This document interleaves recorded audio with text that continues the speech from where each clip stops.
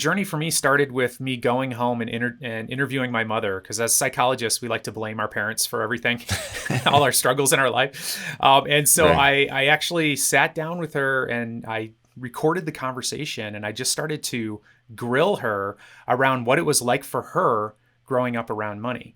And she started to tell me these stories, and I sat back and all I did was listen and ask questions.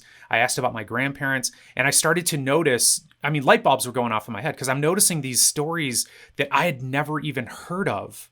That my grandfather, for example, lost all of his money in the Great Depression. So I'm just trying to imagine myself as like a 20-year-old going to the bank, and everything you've saved, everything you work for is gone, and nobody's going to answer the door. Yeah. You're never getting it back. And I was like, wow, what a traumatic experience. Of course, it happened during the Great Depression.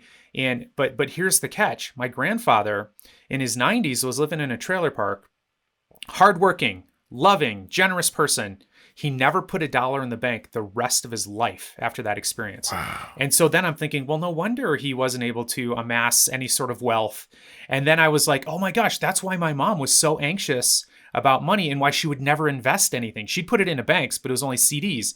And then I'm like, well, of course. So here I come along and I'm like, I don't want to be broke and poor like my family. Oh, rich people invest. Oh, okay. And then I call it a dysfunctional pendulum swing, Sean, where I went all the way to the opposite side